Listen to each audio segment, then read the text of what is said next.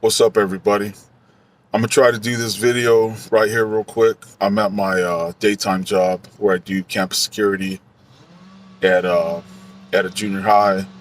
Hopefully, I don't get called on the radio or they ain't nothing going on. But I was eating sunflower seeds right now, so hopefully I ain't got none in my teeth. But anyway, real quick, welcome back to my followers. If you're a new listener, don't forget to subscribe and. Once again, the Cash App link will be in the comments. And this can be another video about the homeboy KW that I talked about in the last video. He was a light-skinned brother from Louisiana, was a CO there at SMU1, Arizona State Prison Complex, Supermax. And we were real good homies. And I think this was before he told me that he was bringing in drugs for that black gang that I talked about. But anyway, he got himself caught up in something else, and I don't know if it was related to him bringing in drugs to that black gang. But what happened was he told me one day at the prison, this young Chicano, this young essay, as he called him, he said this young essay hit me up. Started asking him some personal stuff, like, about where he hung out at, like on the weekends and stuff. And, of course, he, like, didn't tell him nothing, but somehow that young Chicano knew that he liked to hang out at a club in Phoenix called Zazuz. And I was actually the one that introduced him to that club. If you're from Phoenix or anywhere in the area and you're an older guy, or girl, you might know about that club. It was the spot. It was kind of in a bad area. It was kind of a rough club. There was always fights. People were always getting thrown out. There was always big fights in the parking lot afterwards. And sometimes there was a couple of shootings.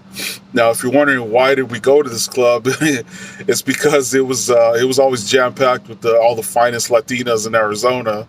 So that's probably what everybody was fighting about. You know what I'm saying? So anyway, I had told him don't go to this club by yourself, man, because of all the reasons I just mentioned, right?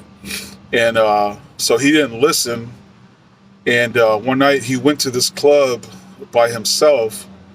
And so I don't know if these dudes had him targeted, or whatever, but he had this nice ride. I think it was a 300Z, a Nissan 300Z, and had some nice rims on it and a nice sound system.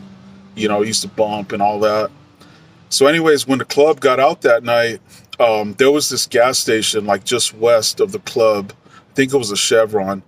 And everybody would meet up there, after hours to talk about where the after parties were going to be and, whatever, where people were going to meet up at.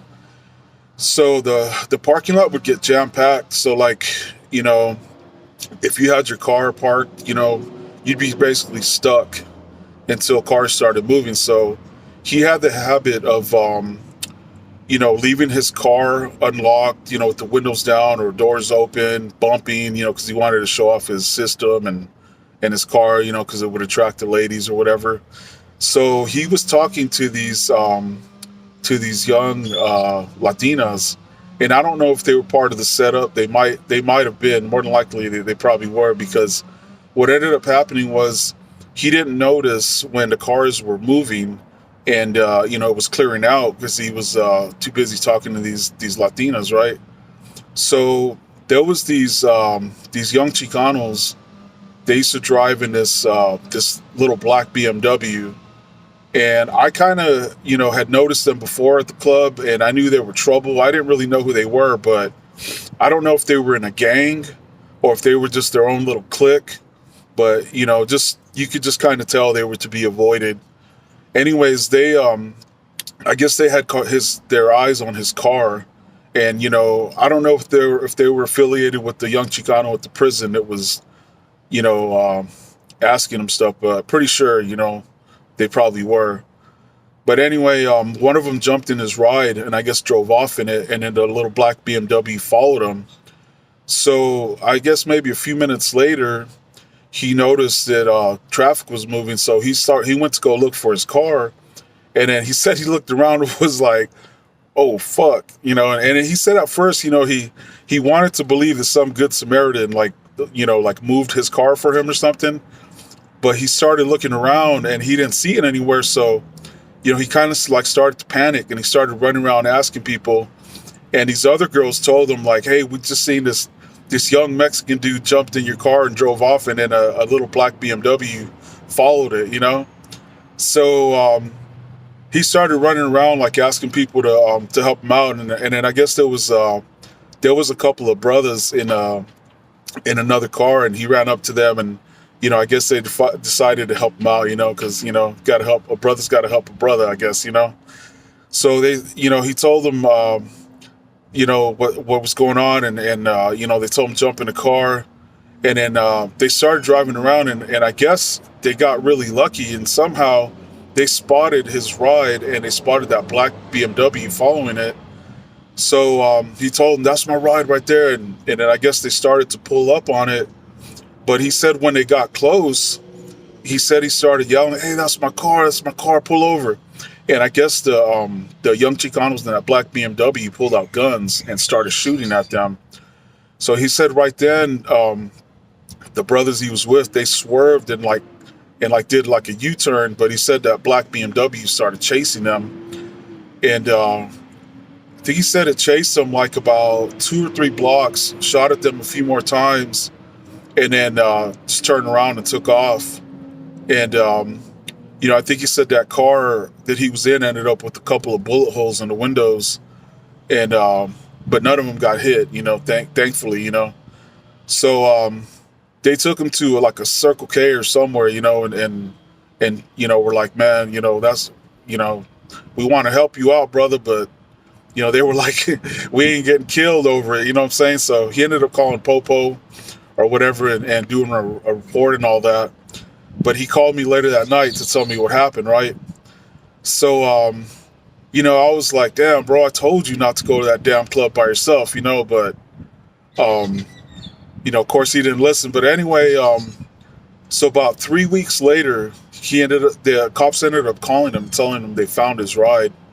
And, it didn't look too bad. The rims were missing. They took the hood for some reason. I don't know why, but they took the hood and the stereo system was all gone.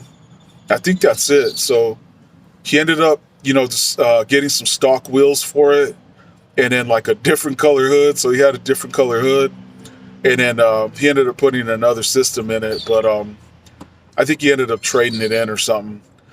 But anyway, the crazy thing about it too, though, was like, I think maybe about, I don't know, I want to say like a month after that happened. And I'm pretty sure this was just a crazy coincidence, because, I don't think them dudes knew me or knew that I was homies with KW. I think it was just a crazy coincidence. But I was at that same club with one of my other homies from DOC, but he worked at SME too. He worked at a different prison. And then 2 of my homies that I grew up with in the projects were with me. So we were in my ride. It was a little a Mitsubishi Eclipse, little turbo. And so like, I don't know if these dudes were, maybe they were going to try to jack my ride or something. I think they liked the little sports cars like that or something. So what happened was we had met some girls, and down helicopter or something go by, Army helicopter.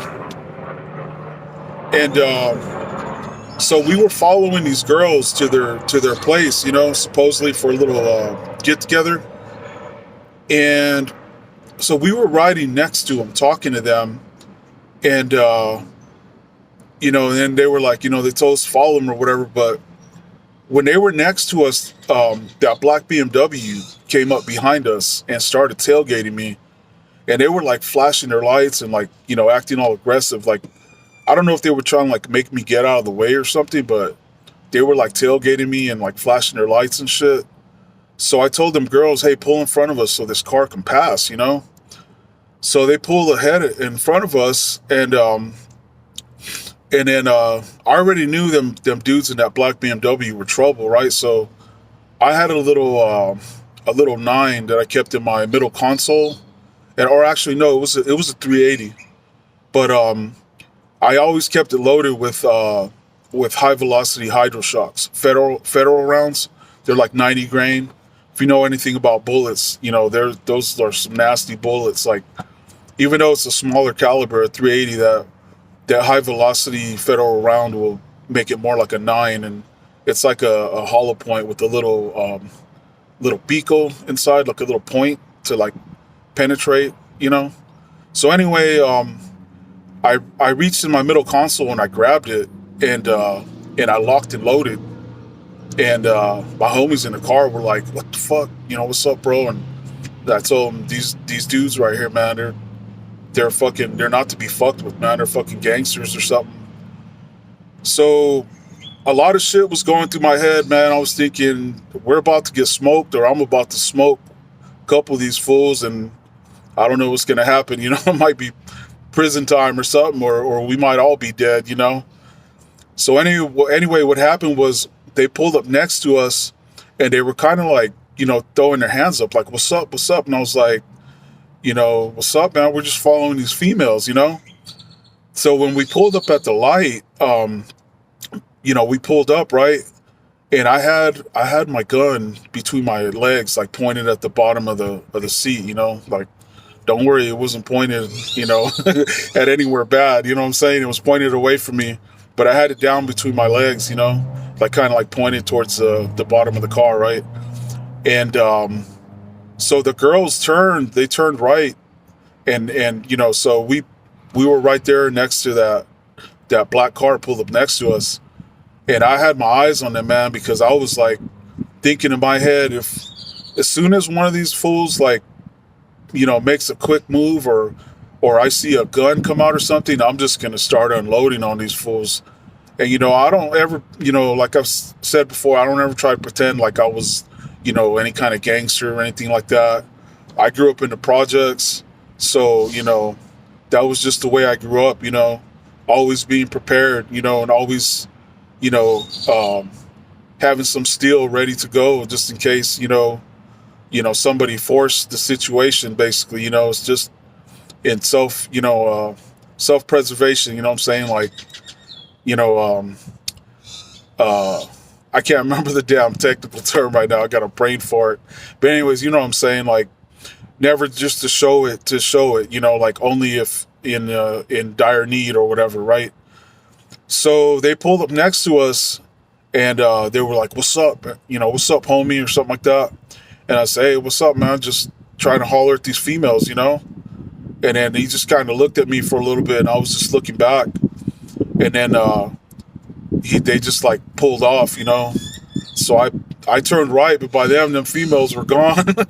And you know, unfortunately, I don't know where they went, and you know, I don't remember if I had, you know, didn't have their number or what, but I don't think there was even any cell phones yet back then, because this is like I think this was like maybe like 94 or 95, so they were just gone. You know what I'm saying? There was no way to contact them, but we were just happy that you know, there was no holes in us, and I didn't have to fire off any rounds, you know. So we all kind of breathed a sigh of relief, and fucking adrenaline was pumping pretty hard, you know. But anyway, that's about the end of this one. I'm gonna go ahead and cut it short before they call me on the radio or something right now. Don't forget to subscribe. Don't forget to hit like, and don't forget to comment so I can interact with you guys. For now, that's another one. Your homie Big Cisco. Peace.